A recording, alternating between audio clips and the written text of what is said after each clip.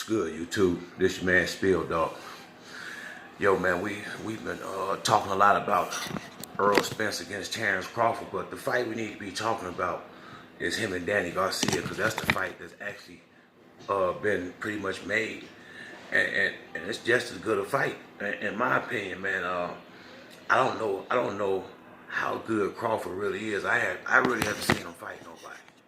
I seen him fight a lot of B-level fighters. I ain't seen him on that A-level yet, so until he step up with one of these real killers, I can't say what he really is in this division, man, because just say we're gonna go with Spence. Spence is my man, but when he fought Shawn Porter, he didn't look as dominant as he always do when you got a A-class fighter in the ring with you. When he fought Kell Brook, he did what he had to do, but it didn't look quite as dominant because he was an elder A-class fighter. Now against Lamar Peterson and Mikey Garcia, he looked like the regular Earl. But I mean, like I say, when you put a certain level of competition in the ring with these guys, if you ain't used to fighting A-class fighters, shit, I mean, it might take.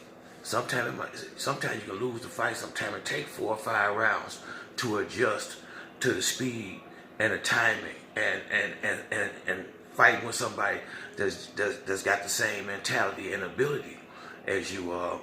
And so, I look at Danny. Danny, a 2-time champion in 2 different divisions, 140, 147. I mean, Danny done fought a lot of top level guys. Zab Judah, Eric Morales, Kendall Holt. I mean, these the small guys before he got up to the bigger dudes. Then he fought Lucas Matisse, Lamar Peterson, Keith Thurman, Shawn Porter. I mean, he been fighting. He ain't fighting nothing but elite competition. So don't Spence can't for 1 minute think he just gonna go in there and blow through Danny Garcia. It ain't gonna be that kind of fight. Now, I think it might still be a dominant fight on Spence's part because he might just completely be outboxed him, and in all facets he could be that much better than Danny Garcia if he on his A game. But Danny got that pop. Danny can crack. So Danny is the type of guy where if you get too comfortable and let him sneak in one of them big shots, man, he can end it with one punch. He got that kind of power. So this we don't want to get too far ahead of ourselves. Talking about Terrence Crawford, man, because Danny Garcia is serious competition now. I don't think he's gonna win, and for a number of reasons. A number of reasons why I think Spencer beat him. And when I say it like this, because Danny Garcia got decent size for a welterweight, but his arm's not real long. I think he got like a 67, 69-inch arm reach. Spence, 72. He gonna have a reach advantage. I think he got the height advantage. Now I think Danny punch harder, but Spence appears to be stronger. He looks like a stronger fighter than me.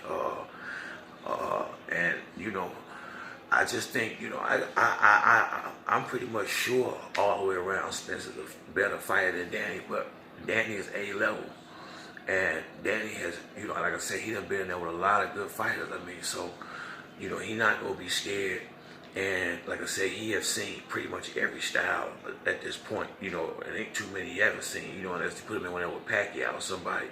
So he gonna be able to handle himself.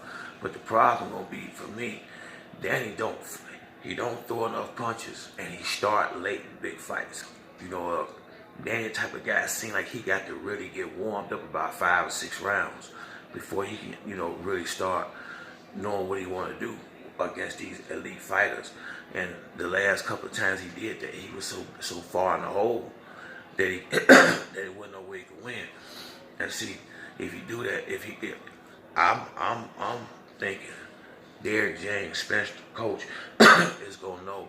I mean, they gonna go for heavy shots up top, but Danny Garcia got a chin, but the boy got a set of whiskers on him. So I don't think Derrick James gonna focus too much up top in the early part of the fight. I think, I think, it'll be like jab, and if the punch is there, he'll take it. But I'm sure he's gonna be spending most of his time, Spence, working on Danny's body, and Danny will be there to be hit, and if Danny don't have the right punch output early, which up to this point he hasn't shown it to me, if he don't have the right punch output early, he's gonna definitely get behind in the fight. Now, what I like about Danny is, at the end of the fight, he did it against Thurman, he did it against Shawn Porter. When he's down, he did it against Lucas Matisse. Danny gonna come to win, so he gonna start pressing hard, cutting off the ring, and trying to look for the knockout.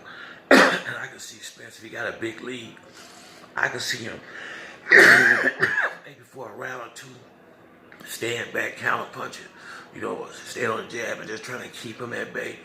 But I guarantee you, when he get down to like the 10th, 11th, and 12th, Spence he gonna sit down on his punches, and they gonna be right there in front of each other, exchanging. And I don't know, I know Danny got a chin, but after about 8 or 9 rounds of a big guy like Spence banging on that body, hitting him in the arms, hitting him all over, I don't think Danny gonna have the same tank of gas that he usually have when he fighting these other guys. that ain't probably gonna be hitting him as hard and as consistent. This is what I like about Spence the most. Spence is a steady, consistent fighter. He seems like he fight the same pace all night, every round, pressing, bringing the pressure, hard body shots, and take you out up top if it's there. And I think that I just think towards the end of the fight, because Danny gonna want this. I don't think Danny gonna have a whole lot of more realistic shots at these belts. So I'm thinking Danny gonna be willing to leave it all in the ring in this fight, which is why I say he might get knocked out. Because his pattern has been him falling behind in these big fights with the big name guys and coming on strong at the end. I don't think Spence is a different dude than these other cats though. And so when you come on at the end, he gonna bring it back to you at the end. And that's what like I say, Danny a good dude, a great fighter, but it's good in my mind. If he want to win, if he really want the belts back, if it go the way his fights been going in his big fights, he might get knocked out because he gonna have to sell out a lot towards the end to try to get back in the fight or try to have some chance at a decision. And Spence the real deal, man. And I just think he gonna get hit with too many punches. I really believe this might be the first time Danny Garcia get knocked out. Now I will say this: the only way I see Danny win is by knockout. And I think Earl straight, but I will say this: hopefully he don't, because it could be very possible that Earl can be on top of him early like Keith Thurman was and get comfortable. I just hope he don't, just don't get relaxed in there with Danny Garcia, because the boy hit hard and he throws some sneaky punches with his head down. And you just got to watch out for that. But outside of that, I just don't see no way Danny Garcia going to win. I'm actually leaning more and more as I look at it towards him possibly getting knocked out, because he's going to be trying so hard. But that's it for me on this video. If you like the video, hit the like and subscribe. Till the next time, it's your boy Spill Dog. I'm out.